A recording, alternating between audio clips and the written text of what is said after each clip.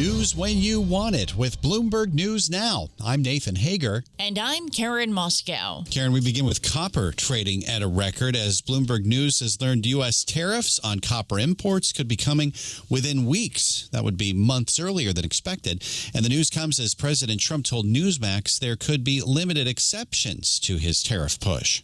Not too many exceptions. No, I don't want to have too many exceptions. Look, we've been ripped off for 45 years by other countries, 50 years more. We always were soft and weak. It's almost like we had people that didn't know what they were doing. We were just ripped as a country like nobody has ever seen before.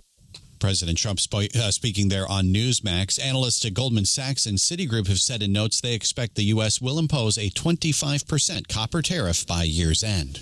Well, Nathan, President Trump is also saying more about the signal chat that Atlantic journalist Jeffrey Goldberg was allowed into as top officials discussed plans to bomb Yemen. In the Newsmax interview, the president suggested a lower-level staffer to National Security Advisor Mike Waltz invited Goldberg into the chain. Somehow this guy ended up on the call. Now, it wasn't classified, as I understand it. There was no classified information. There was no problem, and the attack was a tremendous success. President Trump said his administration is investigating how Goldberg was added, but Mike Waltz says the mistake is on him. I take responsibility. I built the group. Okay. So but look, that's the part that we have to figure out, and that's the part that embarrassing. Yes.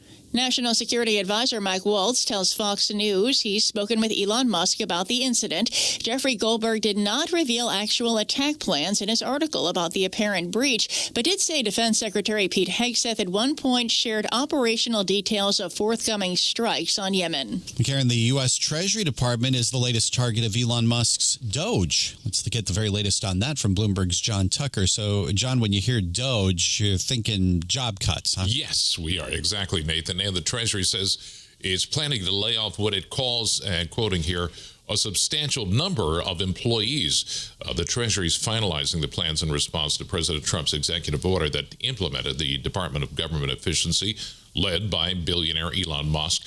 Now, the Treasury has more than 100,000 employees across several different bureaus, including the Internal Revenue Service. The disclosure comes from a Treasury Human Resources official. It's part of a collection of sworn affidavits filed in court. The Trump administration has been required to certify to a federal judge that it's complying with a temporary restraining order.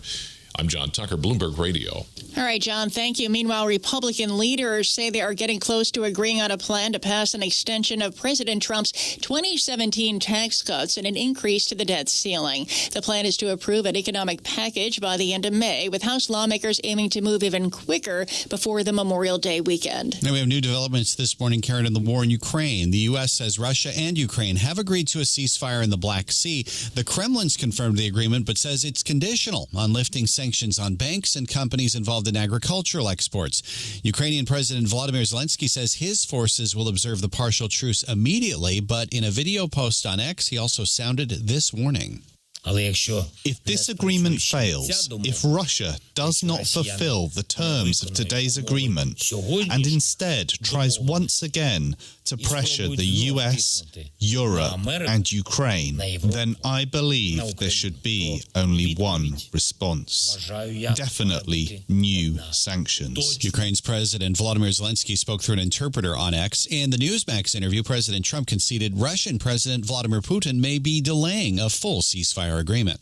I think that Russia wants to see an end to it, but it could be they're dragging their feet. I've done it over the years. I don't want to sign a contract. I want to sort of stay in the game, but maybe I don't want to do it quite. I'm not sure.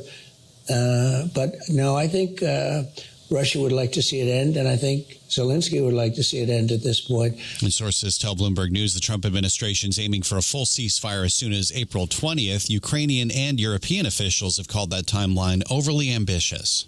Well, Nathan, we want to turn to the markets now. Futures are lower following 3 straight days of gains on Wall Street. Jim Bianco, president and founder of Bianco Research, thinks the worst is over. We have more uncertainty now than we did during the COVID shutdown, during 9/11, or during the financial crisis. Now is more uncertain period. It isn't.